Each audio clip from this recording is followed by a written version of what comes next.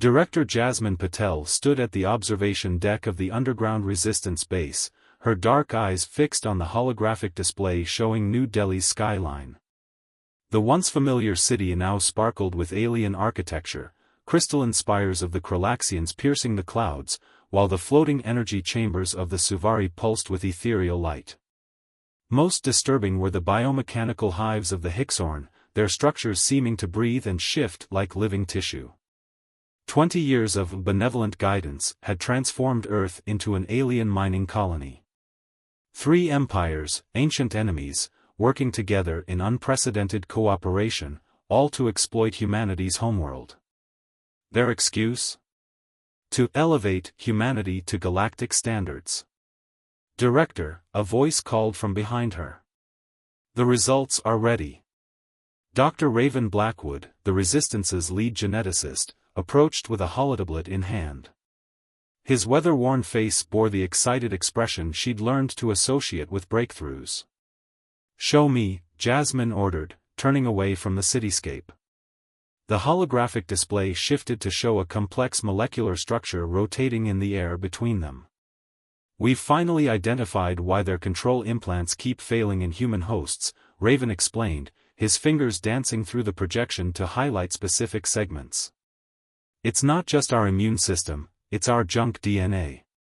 The non-coding sequences?" Jasmine leaned closer, though the technical details meant little to her. "Exactly.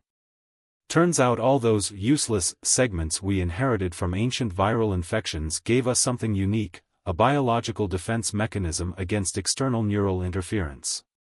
Our bodies don't just fight the implants, they adapt and learn from each attempt to control us." Jasmine's heart raced. "Can we weaponize it?" Raven's grin turned predatory. "Already have. We can synthesize a virus that carries these sequences. When it infects their neural networks." He made an explosive gesture with his hands. "Their entire command and control structure would collapse," Jasmine finished. "Their ships, their weapons, their communication networks, everything they built using biological components would be vulnerable. And the best part?" Raven added, "We're naturally immune. Evolution gave us the perfect weapon against them."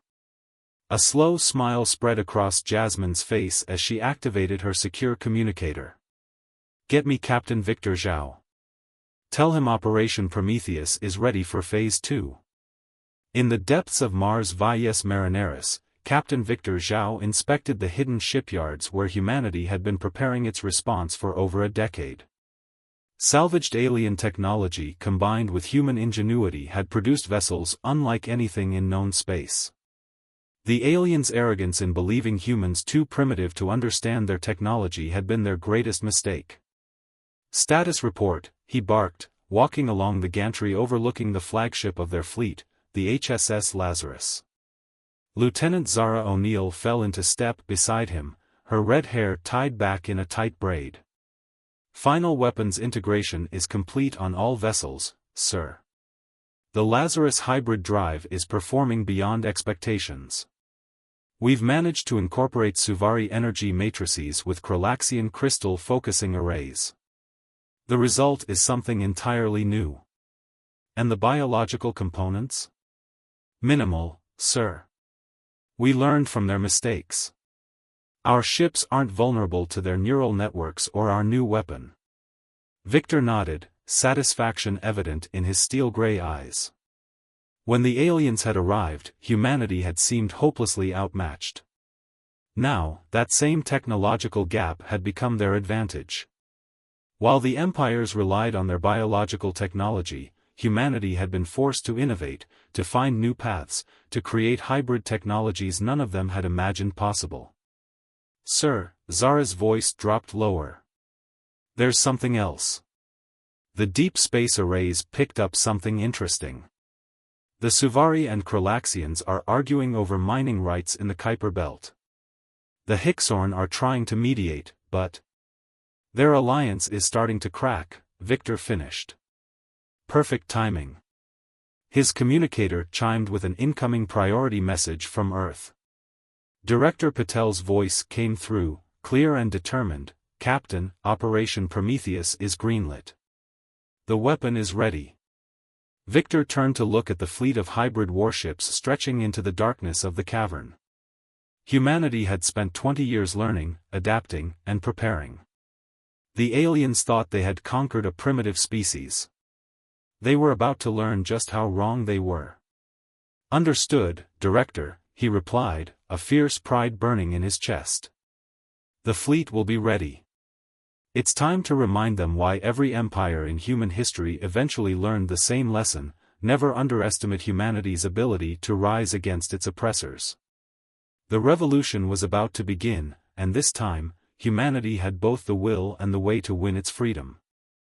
The Resistance laboratory deep beneath the ruins of old Moscow hummed with activity as Dr. Raven Blackwood supervised the final production phase of their biological weapon. Specially designed containment units lined the walls, each holding a batch of the engineered virus that would target the aliens' neural networks. "Production cycle complete," announced Dr. Yuki Tanaka, her fingers dancing across the holographic controls. "Batch 17 shows perfect stability across all test parameters." She adjusted her protective suit, though they all knew it wasn't necessary. The virus was harmless to humans. "How many doses?" Raven asked, checking the readings himself. "Enough to infect every major alien installation across the solar system," Yuki replied, pride evident in her voice. "Once it enters their biological systems, it will replicate exponentially. Their entire network will be compromised within hours." A sudden alert flashed across their screens. Security Chief Marcus Santos' voice came through the intercom, "We have incoming. Kralaxian inspection team, ahead of schedule. 5 minutes until they reach the surface checkpoint." Raven and Yuki exchanged alarmed looks. The lab was buried deep enough to avoid detection, but the inspection wasn't supposed to happen for another week. The Resistance had informants in the alien bureaucracy specifically to prevent such surprises. "Something's wrong," Raven muttered, initiating emergency protocols. They never change schedules without at least a day's notice. "Yuki, secure the samples. I'll contact Director Patel." On Mars, similar alarms were ringing through the secret shipyards. Captain Victor Zhao stood in the Lazarus Command Center, watching as real-time data streamed in from their intelligence network across the solar system. "It's not just Moscow," Lieutenant O'Neill reported, her face grim. "We're seeing unscheduled inspections at every major human settlement. The Hixorn are moving their biomechanical enforcers into position around population centers. The Suvari have activated their orbital defense grids." Victor's jaw clenched. They know something's coming. They may not know what, but they're spooked. He opened a secure channel to Earth. "Director Patel, are you seeing this?" "I am." Jasmine's voice was tight with tension. "One of our deep cover agents just got word to us.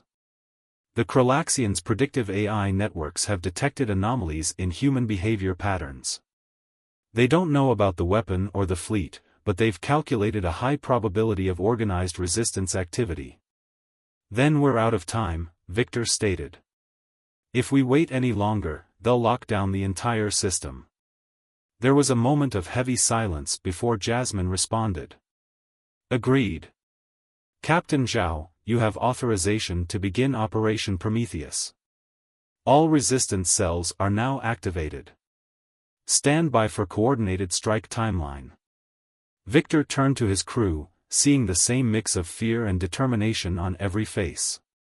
"Sound battle stations. Begin powering up all ships. Lieutenant O'Neill, transmit the go codes to all squadron leaders." Across Mars' hidden caverns, lights blazed to life as ships' engines began their warm-up sequences. 20 years of preparation were about to be put to the test. Back on Earth, Jasmine Patel stood in the Resistance's command center, watching as green dots appeared on the global display, indicating cells reporting ready status. Each light represented hundreds of humans prepared to risk everything for freedom. "The Hixorn are starting door-to-door searches in Beijing," her intelligence officer reported. Kralaxian forces are mobilizing in Europe. Suvari energy signatures are spiking worldwide. They're trying to lock down the planet before we can move, Jasmine observed. But they still don't know about our secret weapon or the Mars fleet. That's our advantage. She opened a channel to Moscow. Dr. Blackwood, status? Ready to deploy, Director. Raven's voice was steady. All samples are prepared and our distribution networks are in place. We can release the virus into their systems as soon as you give the word.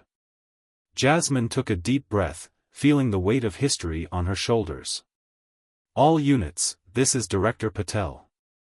Operation Prometheus commences in 30 minutes. May whatever gods exist have mercy on their souls, because humanity will not. The next half hour was a blur of activity as final preparations were made.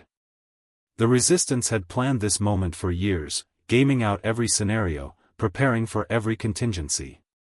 Now theory would become reality. In the Moscow lab, Raven and Yuki began the process of loading the viral samples into their delivery systems. Each Resistance cell had its own targets, environmental processors, communication nodes, security networks. Anything the aliens had built using their biological technology would be vulnerable. On Mars, Victor's fleet ran final system checks. The hybrid ships represented humanity's greatest achievement, proof that they could not only understand alien technology but improve upon it. The Lazarus engines thrummed with power, Suvari energy matrices working in perfect harmony with human engineering. All ships report ready, Captain, Zara announced. Stealth systems are engaged. The aliens' orbital sensors are still focused on Earth. Victor nodded grimly. Begin launch sequence. Maintain emissions control until we clear the asteroid belt. The aliens won't know we're coming until it's too late. As the fleet began its silent emergence from Mars, Jasmine watched the countdown timer on her display. The aliens thought they had conquered a primitive species, incapable of understanding their advanced technology. They were about to learn that humanity's greatest strength wasn't in understanding technology, but in finding ways to turn it against its creators. 1 minute to launch, the automated system announced. Across Earth, Resistance fighters moved into position. In orbital shipyards and mining installations, sleeper agents prepared to strike. On Mars, engines fired up in perfect silence, the hybrid ships rising from their hidden berths.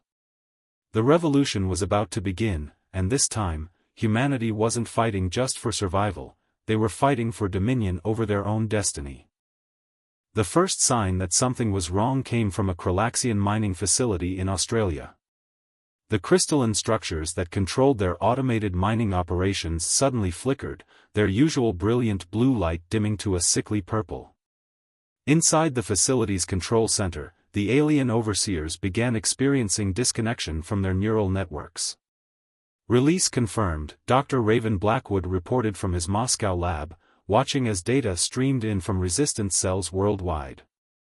The virus is spreading through their systems exactly as predicted. Similar reports began flooding in from across the globe. In New Delhi, the Suvari's energy chambers started fluctuating wildly. Their once perfect geometric patterns dissolved into chaos as the virus invaded their biological control systems. The mighty Hixorn bioships orbiting Earth began drifting from their designated positions, their organic components failing under the assault of humanity's engineered weapon. From her command center, Director Jasmine Patel watched the alien empire's carefully constructed control systems crumble. Status of orbital defenses? Suvari defense grid is down to 30% capacity and falling, her tactical officer reported. Hixorn ships are losing altitude control. Kralaxian weapons platforms are going dark one by one. Signal Captain Zhao, Jasmine ordered. The window is opening. In the void between Mars and Earth, the human fleet emerged from stealth. The HSS Lazarus led the charge, its hybrid engines pushing it to speeds the aliens had thought impossible for human technology.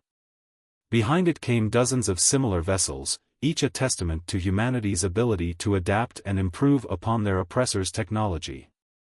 Multiple alien distress calls detected, Lieutenant O'Neill reported from her station on the Lazarus Bridge.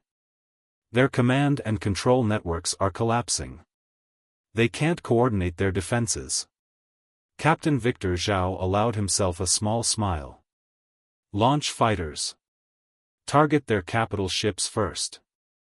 Don't let them regroup. The space around Earth erupted in chaos as human hybrid fighters engaged the struggling alien vessels. The Suvaris energy weapons, normally precise and devastating, fired wildly as their targeting systems failed. The Kralaxian ships, their crystalline hulls normally impenetrable, found their defensive matrices corrupted by the virus. The Hixorn's living ships, most vulnerable to the biological attack, began literally tearing themselves apart. On the ground, the revolution moved into its second phase. Resistance cells emerged from hiding, armed with reverse-engineered alien weapons and 20 years of pent-up rage. The aliens' ground forces, cut off from their command networks, fell into disarray. They're trying to purge their systems, Yuki reported from Moscow, monitoring the virus's spread. But it's too late. The virus has already integrated itself into their base code. Every attempt to remove it only makes it adapt faster. In orbit, Victor's fleet pressed their advantage. The Lazarus main guns fired, combining Suvari energy beams with Kralaxian focusing crystals to create weapons more powerful than either empire had achieved alone. The hybrid beam cut through a Hixorn dreadnought like paper, the massive bioship splitting apart in a spectacular explosion. Multiple surrender signals detected, Zara announced. The Kralaxian fleet over North America is standing down. The Suvari are retreating from Earth orbit. But victory wasn't complete yet. In their desperation, some alien commanders chose to fight to the death. A Suvari carrier, its systems failing, attempted to crash into Rio de Janeiro. 2 human hybrid ships intercepted it, their combined firepower reducing it to atoms before it could enter the atmosphere. Director, Raven's voice came through to the command center, detecting unusual energy readings from the Hixorn hive ships. They're evolving. Jasmine leaned forward. Evolving how? The virus isn't just shutting them down, he explained, excitement mixing with concern in his voice. Their biological components are trying to adapt, but in doing so, they're becoming more human-compatible. The ships are rejecting their original masters in favor of human neural patterns.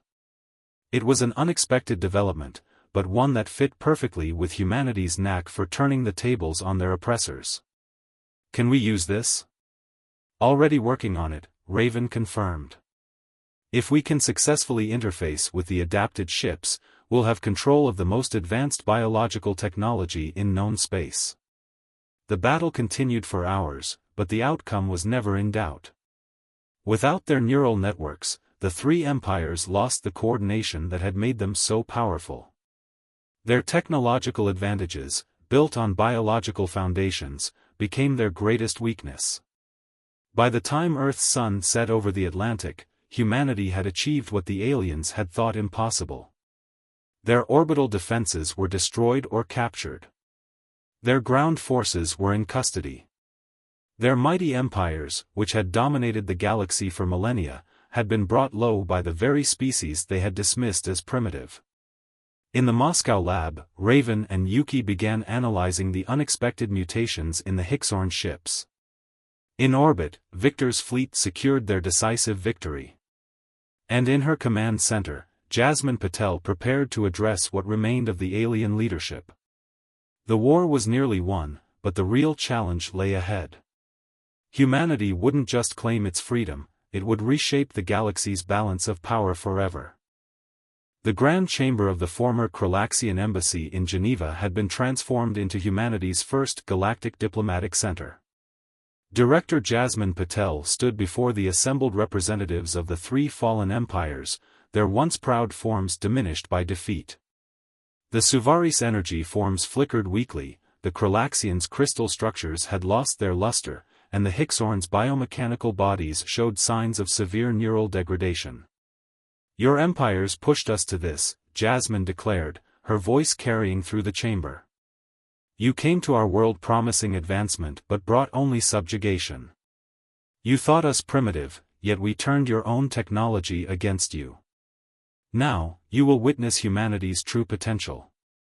On the massive display behind her, live feeds showed the transformed solar system. The Hixorn's adapted ships, now responsive to human neural patterns, patrolled Earth's orbit. The Kralaxian mining operations had been repurposed, their crystal technology integrated with human innovations to create new, more efficient systems. Even the Suvaris energy matrices had been modified, their pure energy forms harnessed to power humanity's expanding infrastructure. In Mars' orbit, Captain Victor Zhao supervised the integration of captured alien vessels into the human fleet. The HSS Lazarus had become the template for a new generation of hybrid ships, each one improving upon the original design. "Multiple subspace signals detected," Lieutenant O'Neill reported. "The outer colonies are responding to the news of the Empire's fall. We're receiving requests for diplomatic contact from at least 30 independent worlds." Victor nodded, unsurprised. The three empires' iron grip on the galaxy had kept countless civilizations in check. Their defeat had created a power vacuum, and humanity was perfectly positioned to fill it. In the Moscow facility, now expanded into a major research center, Dr. Raven Blackwood and Dr. Yuki Tanaka made another breakthrough. The virus that had brought down the empires had continued to evolve, creating unexpected opportunities. The adapted Hixorn biotechnology isn't just compatible with human neural patterns, Yuki explained over a secure channel to Jasmine. It's becoming a perfect synthesis of organic and mechanical engineering. We can use it to enhance human capabilities without risking any loss of control. And the applications go beyond just ships and weapons, Raven added. Medical technology, space exploration, even terraforming, we're looking at advancements that could push humanity centuries ahead. Back in Geneva, the alien representatives watched in mounting horror as Jasmine laid out humanity's terms. There would be no wholesale destruction of their empires, no revenge-driven genocide. Instead, humanity would oversee a controlled dissolution of their power structures, ensuring technology and resources were fairly distributed among all species. "Your time of absolute rule is over," Jasmine declared. But humanity has no desire to simply replace one empire with another. "We propose a new galactic council, where all species have equal representation. Your peoples will have a place in this new order, as equals, not rulers." The Suvari representative, its energy form stabilizing slightly, spoke first. "You would show mercy? After what we did to your world?" Jasmine's smile was both warm and warning. "Mercy, yes, but not foolishness. Earth will lead the council. Our hybrid technologies and unique biological advantages make us the only species capable of ensuring cooperation between such diverse life forms. You tried to suppress our potential, instead, you forced us to exceed it." In orbit, Victor's fleet continued to grow as more adapted ships joined their ranks. The Hixorn vessels, their biological components now perfectly attuned to human neural patterns, had become humanity's greatest asset. Their organic technology, combined with human innovation, was creating possibilities that none of the former empires had imagined. "Sir," Zara called out on the Lazarus Bridge, "we're detecting unusual activity in the Kuiper Belt. The automated mining operations, they're evolving like the Hixorn ships did. The virus appears to be creating some kind of distributed neural network, but it's following human command protocols." Victor leaned forward, intrigued. "It's not just adapting their technology to us, it's creating entirely new systems based on human patterns.